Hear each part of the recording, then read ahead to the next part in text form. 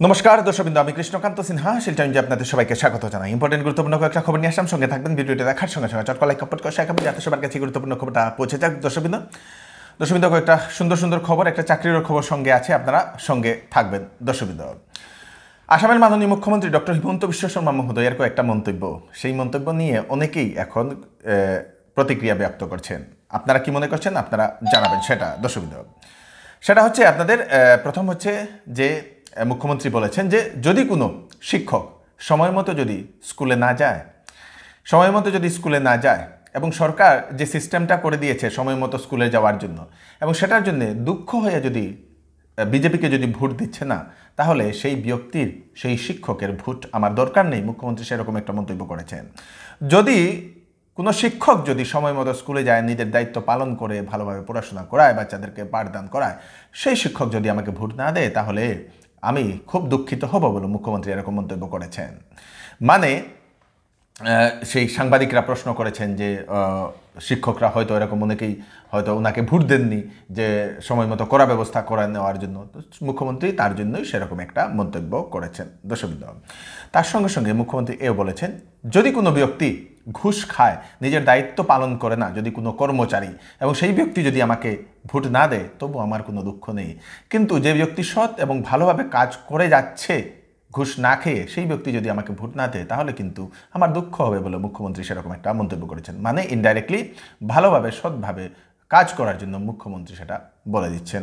দর্শকবৃন্দ, এবং নিজের দায়িত্ব, সেই দায়িত্বটা সময় মতো পালন করার জন্য ভালোভাবে সেটাও মুখ্যমন্ত্রী একটা ইঙ্গিত দিচ্ছেন। দর্শকবৃন্দ, কারণ এখন শিক্ষা ব্যবস্থা বলুন সব কিছু ব্যবস্থা এখন করা হবে, প্রেজেন্ট নিয়ে এখন সব কিছু ব্যবস্থা করা হবে। দর্শকবৃন্দ, কেন্দ্র সরকারের সেই আইনটা শীঘ্রই বলবৎ হতে চলেছে যে আপনাদের দেরিতে আসলে একদিনের হাফ ডে কাটা যাবে, হাফ ডের বেতন কাটা যাবে, একদিনের মানে অর্ধেক দিনের বেতন কাটা যাবে, সেরকম একটা নিয়ম কেন্দ্র সরকার আনতে চলেছে। সমস্ত সেই কার্যালয়গুলিতে লাগানো হবে সেই ফিঙ্গারপ্রিন্ট মেশিন, মানে সময় মতো আসতে হবে, মানে প্রাইভেট যেরকম থাকে না সেরকম, মানে সময় মতো এসে আপনাদেরকে সেই ফিঙ্গারপ্রিন্ট দিতে হবে, যাওয়ার সময় ফিঙ্গারপ্রিন্ট দিতে হবে, কোন সময় আপনি অফিসে আসলেন, কোন সময় আপনি বেরোলেন, তার সম্পূর্ণ কিছু ডিটেলস এখন সরকারের কাছে ডাইরেক্ট যাবে। সেই নিয়ম সরকার শীঘ্রই লাগু করতে চলেছে। সেটা ঠিক হচ্ছে কি না আপনারা আপনাদের মতামত নিশ্চয়ই প্রকাশ করবেন। দর্শকবৃন্দ, এই কয়দিন সেই প্রশ্নপত্র ফাদিলের জন্য অনেক আন্দোলন চলছে বিভিন্ন জায়গাতে, এবং সরকার একটা নতুন আইন বলবৎ করতে চলেছে, লোকপরীক্ষা অধিনিয়ম আইন 2024, লোকপরীক্ষা অধিনিয়ম আইন। কয়েকদিন আগে নিটের পরীক্ষার জন্য সেই পেপার লিকের জন্য অনেক তুলপাড় লেগেছিল, তার জন্যই এই নিয়মটা নতুন লাগু করতে চলেছে, বলবৎ করতে চলেছে সরকার। সেই আইন অনুযায়ী যদি কোনো ছাত্র বা যে কেউ যদি কোনো পেপার যদি লিক করে, সেই ব্যক্তি বা সেই ছাত্র বলতে পারেন, যে কেউ হতে পারে, তাদের জন্য সাজাটা হচ্ছে 10 বছরের কারাদণ্ড সঙ্গে 1 কোটি টাকার জরিমানা। 10 বছরের কারাদণ্ড সঙ্গে 1 কোটি টাকার জরিমানা ভরতে লাগবে। সেটাও এখন নতুন নিয়ম লাগু হতে চলেছে শীঘ্রই, সেটা কেন্দ্র সরকারের নতুন আইন। দর্শকবৃন্দ, গুয়াহাটির জিএমসিএইচে মানে সে ইতিহাস গড়ে নিল মুখ্যমন্ত্রী ডক্টর হিমন্ত বিশ্ব শর্মা মহোদয়ের সংবাদ মেল। বলে দিয়েছেন যে গুয়াহাটি জিএমসিএইচে একজন ব্রেন ডেড রোগীর কিডনি নিয়ে 2জন কিডনি পেশেন্টকে জীবনদান দেওয়া হয়েছে। প্রথম এই অপারেশনটা সাকসেসফুল হয়েছে গুয়াহাটি জিএমসিএইচে বলে মুখ্যমন্ত্রী জানিয়েছেন।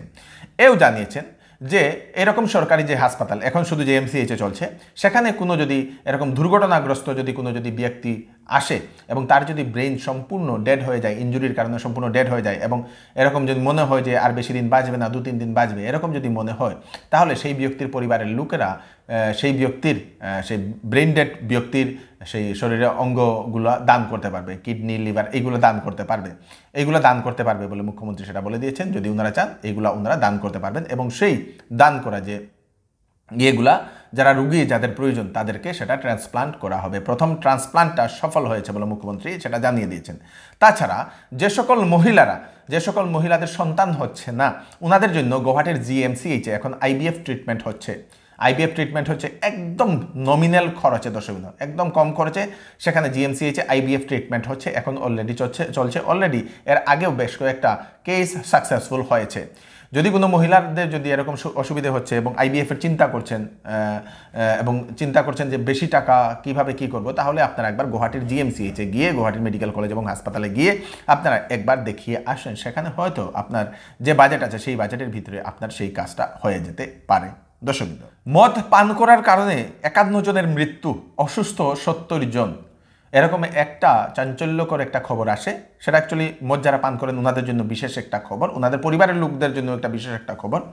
তামিলনাড়ুর কুল্লারুকুচি জেলাতে একটি দোকান থেকে মদ কিনে অনেকজন, এবং সেই মদের মধ্যে বিষাক্ত মিথানল মিশ্রিত ছিল, এবং অজান্তেই যারা যারা কিনে খেয়েছেন ওনারা সেই অনেকেই বমি করা, দাস্ত হওয়া, তারপরে তাদেরকে চিকিৎসালয়ে নিয়ে যাওয়া হয়। সেখানে ধীরে ধীরে করে মোট 51 জন মৃত্যু হয়েছে এবং 70 জনের এখনও চিকিৎসা চলছে, এবং মৃতের সংখ্যা আরও বাড়তে পারে বলে এরকম সন্দেহ করা হচ্ছে। সেল সেল সেল, এবার চৌধুরী টেক্সটাইল দিচ্ছে আপ টু 40% ডিসকাউন্ট কাপড়ে। বেনারসি শাড়ি, ফ্যান্সি শাড়ি, সিল্ক শাড়ি, লেহেঙ্গা, শারারা, গারারা, শেরওয়ানি এবং বিবাহের সব ধরনের কাপড় তথা সামারের সব ধরনের কাপড়ের উপর থাকছে 40% ডিসকাউন্ট। তাড়াতাড়ি দেরি না করে চলে আসুন চৌধুরী টেক্সটাইলে, ফাটক বাজার, শিলচর।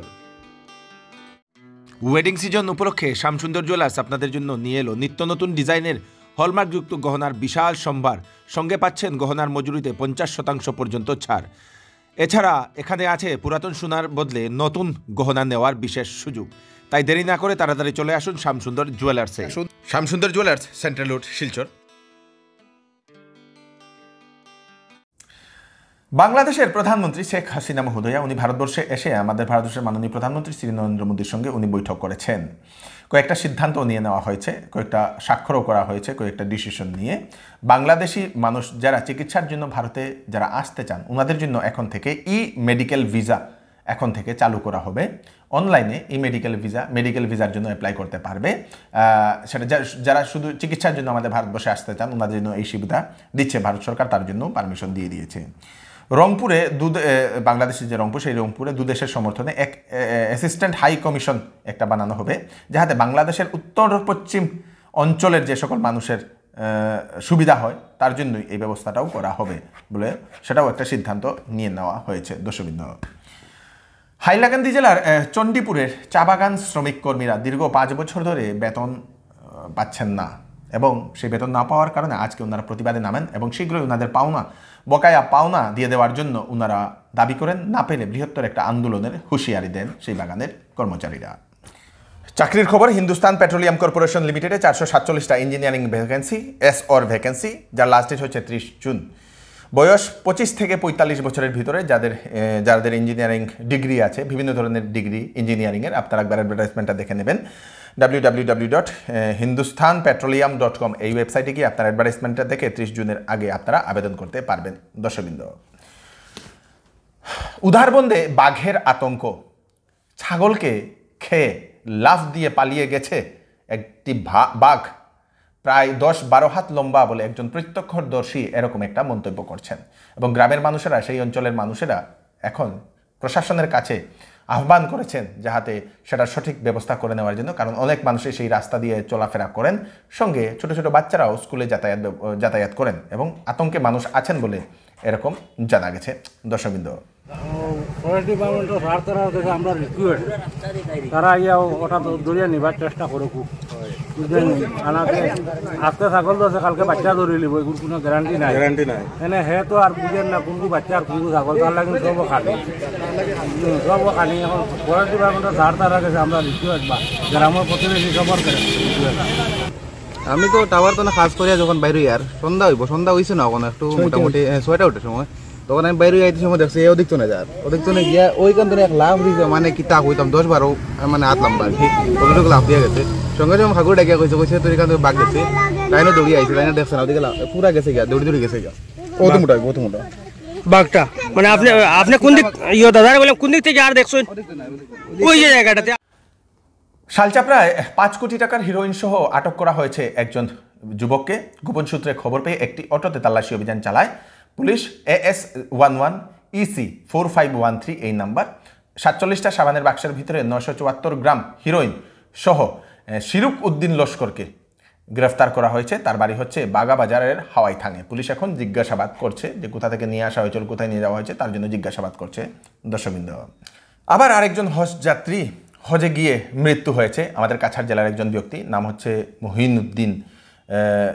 উনি হচ্ছে একজন হজ যাত্রী, কাছাড় জেলার কাঠিগড়ার বুরুঙ্গার বাসিন্দা।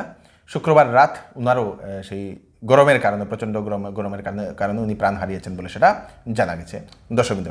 তো এই হচ্ছে আজকে স্পেশাল আপডেট আপনারা তাড়াতাড়ির জন্য সাথে সবাইকে পাঠিয়ে দেবেন যাতে সবার কাছে পৌঁছে যাক। আমি কৃষ্ণকান্ত সিনহা আবার নতুন আরেকটি ফ্রেশ আপডেট নিয়ে আবার আপনাদের সবার সামনে ফিরে আসবো। ততক্ষণ আপনারা সুস্থ থাকবেন, সেফ থাকবেন, সবাইকে সেফ রাখবেন। নমস্কার।